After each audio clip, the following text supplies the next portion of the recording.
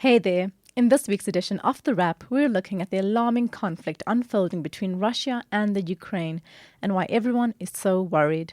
Plus, we look at the latest with our Chief Justice drama and note the showy campaign by Tshwane to claw back money owed to it by big players like luxury hotels and even national and provincial government departments. Plus, we unpack the larger social issues playing out in Kim Kardashian and Kanye West's increasingly ugly divorce. So, let's dive into your weekly update of empowering and easy to understand news brought to you by myself, Verashni Pillay, and the Explained Koza team. First up, our take, the debt collector, Tshwane style. The city of Tshwane has embarked on an aggressive campaign against government departments, state-owned enterprises and businesses that collectively owe it billions in unpaid utilities. Residents get cut off for missing just a few payments, but the campaign has revealed that large organizations in the nation's capital were allowed to rack up enormous debts. Tshwane, led over the past several years by a sometimes unstable DA-headed coalition government, says that it has a debtors book of 17 billion rand and wants to collect at least 5 billion of that by the end of the year. Last week, the city made headlines when it cut services at Tshwane's luxury Sheraton Hotel, which owes a whopping 23 million rand. In a triumphant tweet, one of many, the city declared, "We mean business. Sheraton Hotel in the dark. Make arrangements to pay your account before you find yourself in the dark." Those are fighting words indeed. The city also went after Gautrain, which it says owes it 10 million rand in debt. The company does deny this, however, as well as the landlords of the South African Police Service headquarters and those who rent a building to the South African Revenue Service. Now, several parties have responded by going to court, but it's worth noting that Tshwane Mayor Randall Williams is an attorney with a Masters of Law degree, so his administration probably won't back down easily. Previously, Williams said many businesses would simply bribe the contractors assigned to disconnect services like water and electricity, IOL reported. So the city decided on a more in-your-face approach, according to Williams. Another DA-led coalition, the city of Johannesburg, has embarked on a similar campaign, albeit a tad less aggressively. The mayor there, Dr. Mpho Palatse, said that authorities won't be naming and shaming those implicated, considering how tough the previous 2 years have been. The city of Johannesburg is owed over 40 billion rand. A large portion of the debtors are Gauteng government departments, setting up some interesting tension between the city and ANC-led province. Palatse said that after warning Premier David Makhura that the city was planning to switch you off, payments have started trickling into its bank accounts. If cities continue with this new gung-ho approach, they must take cognizance of the fact that incorrect utilities billing is a long-standing headache for residents in Joburg and elsewhere. Randall says Tshwane is now reading more than 85% of residents' meters to avoid sending estimated bills. Still, it's a win for accountability in our books. It's shameful that such large organizations were effectively coasting on public credit. If we have to pay, so should they. The big story: to Russia with war. What the heck is going on between Russia and the Ukraine? Tensions have ratcheted up since Russia amassed 130,000 troops at the Ukrainian border late last year, sparking alarm over Europe's bloodiest conflict in decades. The United States warned last week that an invasion could begin at any time. Things did seem to simmer down on Tuesday when Russia said it planned to partially pull back troops, but the US and UK said that they had not seen any such de-escalation. So we're still on high alert. Some background. In 2014, Russia stole Crimea from Ukraine after Ukraine had ousted its pro-Russian president. The countries have since been at war. Now, Ukraine is moving towards joining key Western institutions such as the EU and NATO, which is a military alliance of more than 30 Western countries. Although membership is a long way off for the Ukraine, if it ever does happen, Ukraine's power would be seriously bolstered, threatening Russia in the process. Now, Russia has repeatedly said it has no intention of attacking Ukraine, but those troops on the border suggest otherwise. Now, Russian President Vladimir Putin, perhaps the arch nemesis of the West, has threatened to unleash Russian troops should Ukraine join NATO. Just last week, Putin harrowingly said Ukraine joining NATO may lead to a nuclear war, casually adding that while he knows Russia may not win a world war, there would be major casualties. This is frightening stuff. Now, many Western governments have called on their citizens to leave Ukraine and recalled diplomatic staff. The US and its NATO allies have 8,500 combat-ready troops on high alert and are sending 3,000 extra soldiers to neighboring countries such as Germany and Poland just in case. Other plans by the West to avoid war include economic sanctions that would cripple Russia's economy. The biggest blow would be cutting Russia's access to the international SWIFT payment scheme, which would bring all transactions to the country to a standstill and the economy to its knees. Now, as Vox puts it, the conflict between these two countries is about the future of Ukraine. But Ukraine is also a larger stage for Russia to try to assert its influence in Europe and the world, and for Putin to cement his legacy. These are no small things for Putin, and he may decide that the only way to achieve them is to launch another incursion into Ukraine, an act that, at its most aggressive, could lead to tens of thousands of civilian deaths, a European refugee crisis, and a response from Western allies that includes tough sanctions affecting the global economy. Moving on to your briefs, Zuma go to trial already. We've previously told you how former President Jacob Zuma has been angling to get the lead prosecutor on his arms deal case ousted by questioning his impartiality. It's all part of Zuma's exhausting Stalingrad tactic, which is using legal technicalities to delay his day in court. Well, he once again lost a special plea to have advocate Billy Downer removed from his trial after trying to get leave to appeal the judge's previous decision. That was in October 2021 when Judge Piet Koen dismissed Zuma's request to have Downer removed from the case. Judge Koen reaffirmed that decision yesterday at the KwaZulu-Natal High Court, saying that Zuma's attempt to appeal was frivolous, absurd, and devoid of any prospects of success. Ouch. Koen, along with much of the rest of South Africa, thinks that this is just a delay in justice. Zuma's foundation has naturally decried the judgment. It believes Downer, who has been on the long-delayed case for years, is biased, but justice is slowly winning. As Koen said, Zuma can appeal this decision. He'll just have to undergo the trial first. It's set to start on the 11th of April. We'll believe it when it happens. This is a trial that has yet to have heard its first witness. Moving on to some international entertainment news. Spotify on the spot. Accessing new music once involved gluing your finger to the radio's record button and hoping the DJ would not talk over the song. Or you could hang out at music cars sharing sweaty headphones with other fans to memorize the lyrics of a new favorite song. Those were fun but stressful times, so it's no wonder we love streaming services. Millions of songs and albums in your pocket. But the shine is starting to wear off for streaming pioneer Spotify amid a very public row about free speech and misinformation. A brief recap. Spotify also hosts podcasts, among them the Joe Rogan Experience. It's hosted by, as you guessed it, Joe Rogan. You may recognize him as the host of the US Fear Factor. Now, scientists have accused Rogan of giving a platform to COVID misinformation.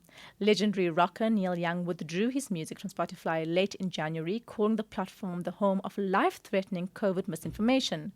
Folk icon Joni Mitchell said she would follow suit, and many other artists hailed the pair but have not done the same because of what the Los Angeles Times describes as political hesitancies, music ownership complications, and business incentives. Boycotting Spotify is expensive. Young, the LA Times reports, said that walking away from Spotify would cost him 60% of his streaming earnings. There's also the not small matter of Rogan's language use. Grammy-winning songstress India Arie shared clips of the podcaster using the N-word. Rogan has apologized for his repeated use of the racial slur, and 113 episodes of his podcast were removed from Spotify. Apparently, those episodes either contain COVID misinformation or feature the slur. But Spotify says it will not remove Rogan entirely from the platform. CEO Daniel Ek wrote in a letter to Spotify staff, "We should have clear lines around content and take action when they are crossed, but cancelling voices is a slippery slope." The controversy has sparked a hashtag, Delete Spotify. One poll suggests that 19% of users have or will delete their account in protest. If you're among them, Business Insider has put together a how-to guide. You can check out our WhatsApp PDF for the link. On to some Chief Justice news. What's happening with the ongoing vacancy for our country's top judge? After the disgraceful Judicial Service Commission interviews we told you about previously, there has been some debate over whether the JSC overstepped the mark by recommending a candidate, Justice Mandisa Maya, as Chief Justice. On Wednesday, President Cyril Ramaphosa confirmed as much, saying it was his prerogative to choose a Chief Justice after just consulting the JSC. The confusion this time came about because Ramaphosa sent 4 names to be interviewed instead of just 1, as is usually the case. Justice Maya was nominated by the JSC after a controversial process where another candidate, Gauteng Judge President Dunstan Mlambo, was subjected to questioning about unsubstantiated rumors of sexual harassment. Ramaphosa said he was considering the matter and would make a decision soon. Meanwhile, the previous person in the role, former Chief Justice Mogoeng Mogoeng, continues making headlines for the wrong reasons. We told you he was ordered to apologize for the comments he made about the Israel-Palestine conflict during a webinar in 2020. He finally did apologize but refused to go down without a fight. In a dramatic and long statement issued last week Thursday, he made it clear that he was only apologizing because he was compelled to do so. Mogoeng is still going with controversial statements, though. An interview with him on ENCA's Power to Truth with JJ Tshwane on Monday night had many talking. Mogoeng was quizzed over his previous comments about COVID-19 vaccines and the devil. He said the debate about COVID-19 vaccines was being silenced by the media and complained of one-sided reportage on the issue. He further questioned why the media had not created facts over the origin of the coronavirus, vaccines, and what informed the establishment of the Disaster Management Act and whether it aligned with the country's constitution.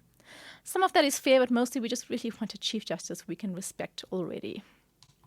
Moving on to some royal news, Prince Andrew reaches surprise settlement in sex abuse case.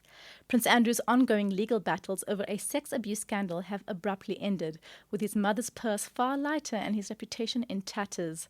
On Tuesday, the second son of England's Queen Elizabeth II reached an out-of-court settlement with a woman who accused him of sexual abuse. The settlement, for an undisclosed figure, means that Prince Andrew avoids a trial in the US that would have been a disaster for the British royals.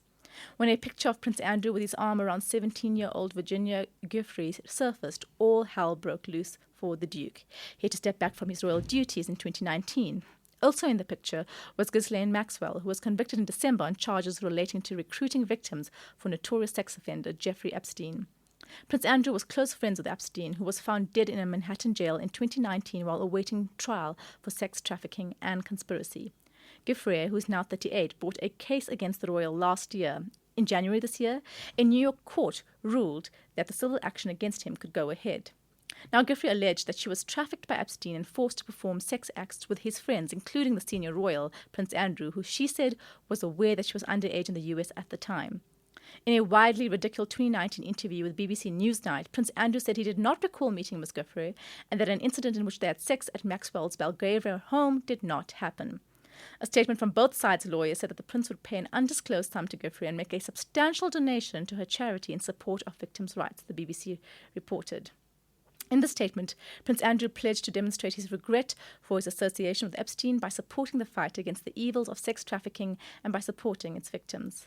Now, the settlement is a remarkable about-turn, The Guardian reported. The disgraced royal had vowed to fight to clear his name in court, but it would have been a little too late, and a picture is worth 1,000 words after all. Most agree his reputation is wrecked and that he'll have to avoid public life for a long time. Moving on, swipe right for a swindler. Your worst online dating stories won't compare with those told by victims of the Tinder swindler, the Netflix docu that everyone is talking about. It centers on an Israeli-born man going under the name Simon Leviv, who used the popular dating app to con love-seeking women. He managed to steal around $10 million from his victims over the years. In the docu, 3 of his victims opened up about how he would take women out on expensive and unforgettable dates, like on a private jet trip and trips around the world, and trick them into believing that his enemies were out to get him. He would then tell all his girlfriends, yes, all his girlfriends, we hate players, that he could no longer use his credit card and would ask them to open an account for him under his name. He then took the money and ran. He moved around using several aliases and preying on various women until one finally cottoned on to what was happening and alerted authorities. He was arrested in 2019 and soon sentenced to 15 months in prison for fraud in Israel, but was out again after 5 months. He still reportedly lives a luxurious life, but at least he's off Tinder, we guess. But this kind of love-draped scamming is not new. Last year, 8 Nigerian men were arrested in a joint operation between the FBI in the US, the Hawks in South Africa, and others for scamming women out of an estimated 100 million rand since 2011. The syndicate allegedly targeted widows and divorcees online. The women believed that they had found genuine relationships. A Hawk spokesperson said, once they had ingratiated themselves with their victims, they allegedly concocted sob stories about why they needed money, taxes to release an inheritance, essential overseas travel, crippling debt, and so on, and then siphoned money from victims' accounts to the amount of 100 million rand. All of this goes to say stay safe on those online dating streets, friends. You can find some tips on how to avoid being conned in an article link in the WhatsApp. Moving on to some international news, Turkey has changed its name. If you're thinking of going on an international trip to the beautiful Turkey, you might want to familiarize yourself with its new name, Turkiye, spelled Turkiye.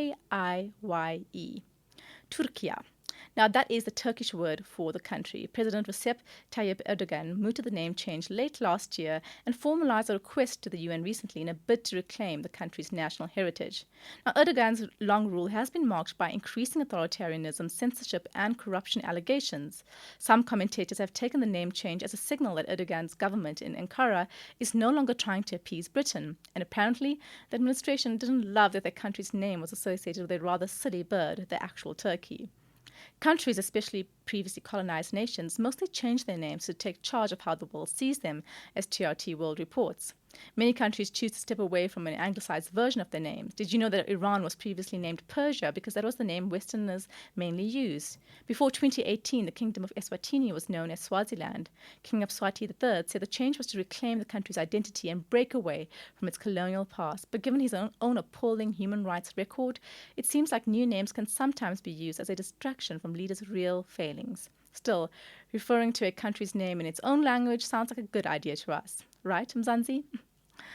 On to some celebrity news. Larger issues are playing out in Kanye's divorce. Rapper Kanye West, now legally known as Ye, has launched a series of increasingly vitriolic attacks on his ex, Kim Kardashian, raising concerns about his mental health and spotlighting the larger issue of harassment.